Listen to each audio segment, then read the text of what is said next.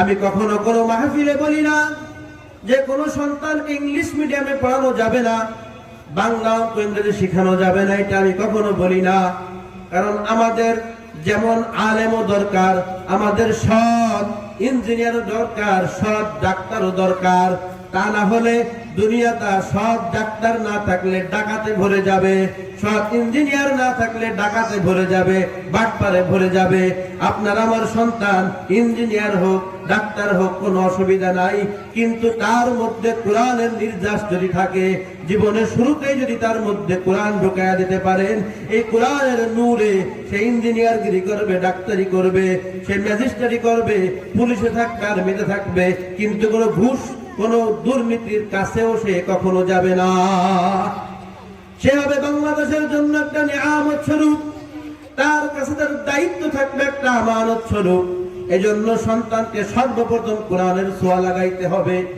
কোরআন হলো কিমিয়া পরশ পাথরের মতো, যেমনি ভাবে একটা পরশ পাথর একটা লোহাকে স্বর্ণ পরিণত করতে পারে, কোরআন হলো এমন এক জিনিস যে জিনিস একজন নাফরমানকেও সোনার মানুষে পরিণত করে দিতে পারে। সুবহানাল্লাহ। ইতিহাস খুঁজতে পাওয়া যায়, গতকালকের বয়ানে শুনেছেন ওমর রাদিয়াল্লাহু তাআলা আনহুর কথা। তিনি ছিলেন একটা ওয়ান লেভেলের গুন্ডা, কিন্তু কোরআনের ছোঁয়া পাওয়ার কারণে আল্লাহ তাআলা তাকে এমন দামি বানায়া দিছে, যার মত অনুসারে কোরআনে আল্লাহ তাআলা আয়াতও নাজিল করিয়া দিছে। এমন একজন নয়, হাজার হাজার সাহাবী পাওয়া যাবে যারা ইসলামের দুশমন ছিল। সাহাবীদের কথা আমি বাদই দিলাম। দুনিয়ার মধ্যে বর্তমান কিছুদিন আগের, কয়েক বছর আগের কথাও আমি যদি হিসাব করি, ওই যে ভারতের শিবশক্তি মহারাজ, যাকে 50,000 হিন্দুরা ভগবান বলে মানত, এক হঠাৎ করে তার মধ্যে 17টা ভাষার উপরে ডক্টরি ডিগ্রি পাস করছিল, 17 ভাষায় কথা বলতে পারত। তার মনের মধ্যে সাধ জাগলো যে কোরআন নিয়ে আমি একটু গবেষণা করব, কোরআনের ভুল ধরব। কোরআনের ভুল ধরার জন্য যখন গবেষণা শুরু করলো, কোরআনের গবেষণা করতে করতে করতে করতে তার মনের মধ্যে ওই কোরআনের নূর যখন আসা শুরু করলো, তার মনের মধ্যে কোরআনের নূর আসার কারণে কোরআনের মধ্যে কোরআনের ভুল তো সে ধরতে পারেই নাই, কোরআনের নূরে নিজের ভুল গুলা ধরা পড়িয়া গেছে। যার কারণে তার জিন্দেগিটাও সোনার মানুষের জিন্দেগি হয়ে গেছে। সে আর শিবশক্তি মহারাজ না, তার নাম হয়ে গিয়েছিল ডাক্তার ইসলামুল হক। এজন্য কোরআনের ছোঁয়া সন্তানকে লাগানো লাগবে কি লাগবে না? কোরআনের ছোঁয়া যেন লাগাইতে পারেন। যার কারণে পুটিমারি পাকুড়িয়া শামসুল উলুম মাদ্রাসা 100-এর উপরে ছাত্ররা এখানে লেখাপড়া করতেছে। এলাকার মানুষ অনেক ছাত্রদেরকে খানা খাওয়াচ্ছে, লজিং রাখতেছে। ও মা বোনেরা, আপনারাই জাতির শ্রেষ্ঠ সম্পদ। আপনাদের পেট থেকে নবী রাসূলরা এসেছে, আপনাদের গর্ভ থেকে আব্দুল কাদের জিলানী এসেছে, মঈনুদ্দিন চিশতি এসেছে, কারমুনার ফজলুল করিম, শামসুল হক ফরিদপুরি রহমাতুল্লাহি আলাইহি, এইরকম অনেক ওলি আল্লাহ গাউস কুতুবরা আপনাদের গর্ভ থেকে এসেছে রে মা। আপনারা বড় দামি মানুষ, আপনাদের জিন্দেগিটা বড় দামি জিন্দেগি। আপনারা এই মাদ্রাসার প্রতি যেমনি সহানুভূতি হচ্ছেন, আরো এরকম সহনশীল হবেন। মাদ্রাসার যত প্রয়োজন আপনারা পুরা করিয়া দিবেন। আল্লাহ চাহে তো কাল কিয়ামতের ময়দানে ফাতেমা, খাদিজা, আসিয়া এইরকম জান্নাতি মহিলাদের সাথে আপনাদের জান্নাত হয়ে যাবে। সুবহানাল্লাহ। এজন্য প্রিয় মা বোনেরা আমার, সন্তানকে যদি কোরআনের শিক্ষায় শিক্ষিত করতে পারেন, আমাদের মধ্যে আল্লাহ তাআলা মানব জাতির মধ্যে আমাদেরকে শ্রেষ্ঠ কেন করছেন? দুনিয়ার মধ্যে তো আল্লাহ তাআলা কোটি কোটি সৃষ্টি, কোটি কোটি মাখলুক সৃষ্টি করেছেন, কিন্তু তার মধ্যে আশরাফুল মাখলুকাত মানুষ কেন হয়েছে? এই আশরাফুল মাখলুকাত মানুষ একটা কারণেই হয়েছে, তার মধ্যে আল্লাহ তাআলা ছোট্ট একটা গোশতের টুকরা দিয়ে দিয়েছে, তার নাম হলো কলব। আর এই কলবটা আল্লাহ তাআলা দামি বানায়া দিয়েছে, কিন্তু আমরা গুনাহ করার কারণে আমাদের এই কলবে একটা একটা করে দাগ পড়তে থাকে। দাগ পড়তে পড়তে এই সাদা চকচকে কলপটা কালা কয়লার একটা দলার মতো কালা হয়ে যায়। এখন আল্লাহ তাআলা কালামের মধ্যে বলেন ইয়াউমা লা ইয়ানফাউ মালুন ওয়ালা বানুন ইল্লা মান আতাল্লাহা বিকলবিন সালিম। আল্লাহ তাআলা বলে কিয়ামতের ময়দানে লা ইয়ানফাউ, কোনো উপকারে আসবে না। কি উপকারে আসবে না? মালু ওয়ালা বানুন, সন্তান কোনো উপকারে আসবে না, সম্পদ কোনো উপকারে আসবে না। তবে ইল্লা মান আতাল্লাহা বিকলবিন সালিম, যেই ব্যক্তি আল্লাহ তাআলার দরবারে কলবে সালিম নিয়ে আল্লাহর কাছে হাজির হইতে পারবে, ওই ব্যক্তি কাল কিয়ামতের ময়দানে সফল কাম হয়ে যাবে। সাহাবায়ে কেরাম রাদিয়াল্লাহু তাআলা আনহুম আজমাইন আল্লাহর নবীকে প্রশ্ন করে, ইয়া রাসূলুল্লাহ, ইয়া হাবিবাল্লাহ, এই কলবটা আমরা কলবে সালিম কেমনে করতে পারবো? আল্লাহর নবী সাল্লাল্লাহু আলাইহি ওয়াসাল্লাম বলে, ও আমার সাহাবারা, যদি তুমি 4টা আমল করতে পারো, এই 4টা আমল করার মাধ্যমে তোমার কলবটা কলবে সালিম হয়ে যাবে। এই 4টা আমল কি? আল্লাহর নবী জানায়া দেয়। 1 নম্বরে জানায়া দেয় লিকাসরাতি তিলাওয়াতিল কুরআন, বেশি বেশি পরিমাণে তেলাওয়াত করতে হবে কালামুল্লাহ। কালামে পাক বেশি বেশি তেলাওয়াত করার দ্বারা মানুষের নষ্ট কলবটাও ঝকঝকে সাদা দামি কলবে পরিণত হয়ে যাবে। সুবহানাল্লাহ।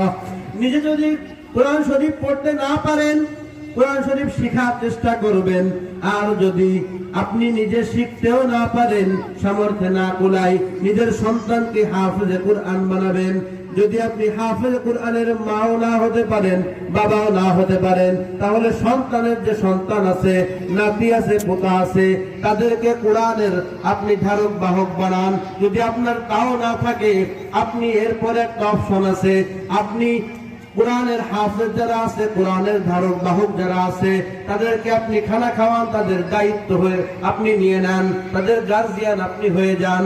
যদি আপনি তাও না হতে পারেন, তাহলে আপনি তাদের আর কোনো আপনার রাস্তা নাই। ওয়ালা তাকুন খামিসান ফাতাহলিক, যদি তুমি এই 4 দলের মধ্যে থাকতে পারো, তাহলে তুমি দামি। হয় নিজে আলেম হও, নাই সন্তানকে আলেম বানাও, তা না হলে তাদের ছাত্র হয়ে যাও, আর তা না হলে তুমি তাদের মহাব্বতের মানুষ হয়ে যাও। ওয়ালা তাকুন খামিসা, তুমি 5 নম্বর ব্যক্তি হয়েও না, তাদের দুশমন হয়েও না, তাদের শত্রু হয়েও না। যদি তুমি তাদের বিরোধিতা করো, তাহলে তুমি ধ্বংস হয়ে যাবা, তোমার জীবনে সফলতা জীবনেও আসবে না।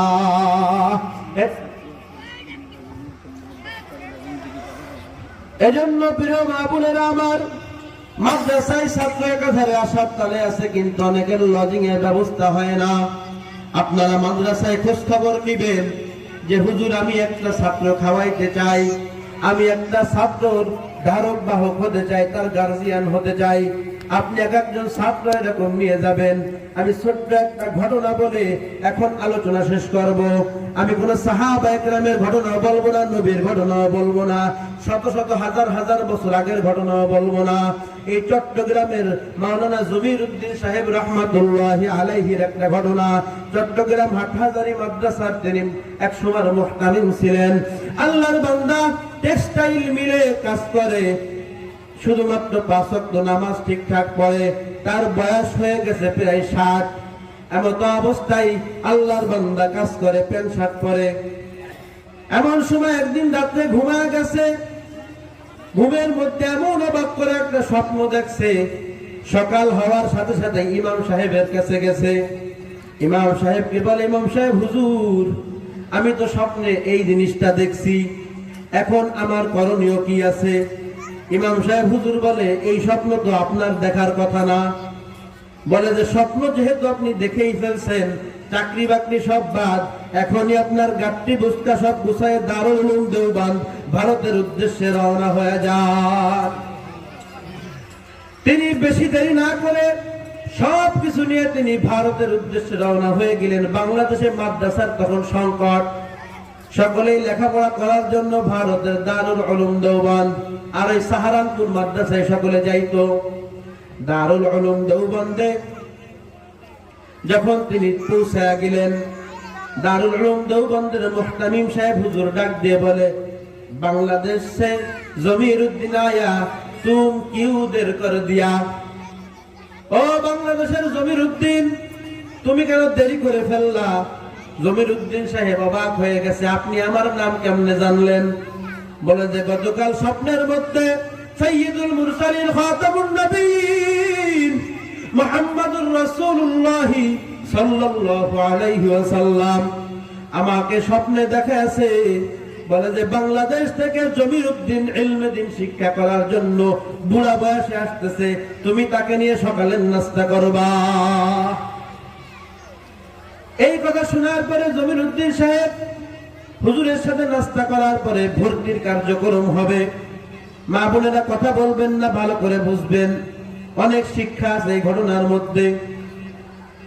আল্লাহর বান্দা জমির উদ্দিন যখন ভর্তি হওয়ার জন্য গেছে, মুহতামিম সাহেব হুজুরের দফতরে যখন গেছে, হুজুর হাজিরা খাতা খুলে দেখে, ডাক দিয়ে বলে, বাবা জমির উদ্দিন, ভর্তি করা যাবে কিন্তু খানা দেওয়া যাবে না, সিট দেওয়া যাবে না।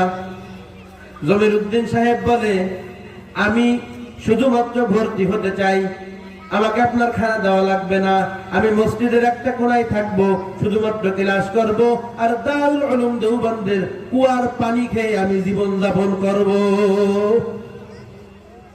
যখন নাকি এইভাবে দিনকাল চলতে থাকলো, কারণ দারুল উলুম দেওবন্দের তখন খাদ্য সংকট, দান অনুদান কম, কিছুদিন আগে ইংরেজ শাসন গেছে, অনেক কষ্ট তাদের বওয়া লাগছে। এমত অবস্থায় কোটা শেষ হয়ে গেলে আর ছাত্র খানা দিতে পারে না, তো তিনি কুয়ার পানি খেয়ে একটা দিন কাটাইছে। পরের দিন এলাকার মধ্যে একজন লোক ইন্তেকাল করেছে। তৎকালীন ওখানে নিয়ম ছিল, একজন লোক ইন্তেকাল করলে তার রুহের মাগফিরাত কামনায় মাদ্রাসা থেকে একজন ছাত্র নিয়ে 40 দিন খানা খাওয়াইতে হইতো।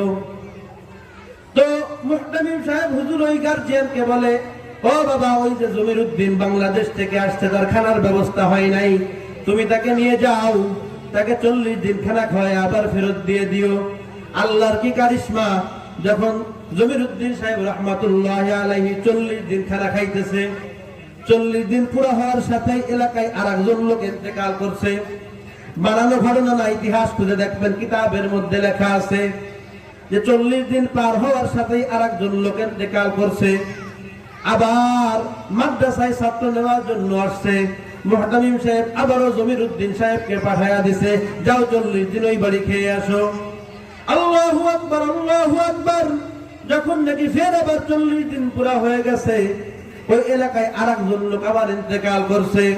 মুহতামিম সাহেব হুজুর আল্লাহওয়ালা মানুষ, এইবার চিন্তা করছে এরকম কাহিনী কেন ঘটতেছে, আসলে রিজিকের মালিক তো আল্লাহ। মুহতামিম সাহেব হুজুর ডাক দিয়ে বলে, ও আমার কটিং সুপার সাহেব হুজুর, যদি এই জমির উদ্দিনকে আমি খানার ব্যবস্থা না করি, প্রতি 40 দিনে একজন করে এই এলাকায় লোক মরতেই থাকবে, আপনি তাড়াতাড়ি এর খানার ব্যবস্থা করে দেন। এই তালিবুল ইলমকে যদি আপনি খানা খাওয়াইতে পারেন, বিভিন্ন বালা মুসিবত থেকে আল্লাহ তাআলা আপনাকে বাঁচায়া দিবে। এজন্য প্রিয় মা বোনেরা আমার, বাবাজিরা আমার, যেই পর্যন্ত মাইকের আওয়াজ যায়, আপনারা মাদ্রাসায় খোঁজ খবর নিয়ে একজন করে ছোট্ট ছোট্ট বাচ্চাকে লজিং রাখবেন। এই বাচ্চারা রাত্রে বেলা ঘুম থেকে শীতের রাত্রে ঠান্ডা পানি দিয়ে ওযু করে তাহাজ্জুদের নামাজে কান্নাকাটি করে তার মা বাবার জন্য যেমনে দোয়া করে, আপনি তাকে খানা খাওয়ান, তার মা বাবার কাছে আর কতক্ষণ থাকে, বেশি সময় আপনার কাছে থাকে, আপনি তার মা বাবার মতো, আপনি তাকে মা বাবার স্নেহ দেন, ভালোবাসা দেন, তাদের মতো যত্ন করে খাওয়ান। আপনার তার মা বাবার জন্য যেমনে দোয়া করে, আপনার জন্য তারা সেইভাবেই শেষ রাত্রে দোয়া করে। আর এই বাচ্চাদের দোয়া, মাসুম বাচ্চাদের দোয়া আল্লাহ ফেরত দেয় না। এজন্য তাদের দোয়ায় যদি আপনি শামিল হতে চান, এখন থেকেই সময় মাদ্রাসার মুহতামিম সাহেব মাওলানা মাসুদুর রহমান সাহেবের সাথে সাক্ষাৎ করে যোগাযোগ করে, যারা লজিং পায় নাই তাদের লজিং এর ব্যবস্থা করে দেন, যাদের শীতের কাপড় নাই শীতের কাপড়ের ব্যবস্থা করে দেন, কোন সমস্যা সেই সমস্যার ব্যবস্থা করে দেন। যদি একটা অসহায় বাচ্চাকে, একটা হাফেজে কুরআনকে যদি একটা মেরিল আপনি কিনে দেন 15-20 টাকা দিয়ে, এর ওসিলায় কাল কিয়ামতে আপনাকে কিন্তু সে ভুলবে না।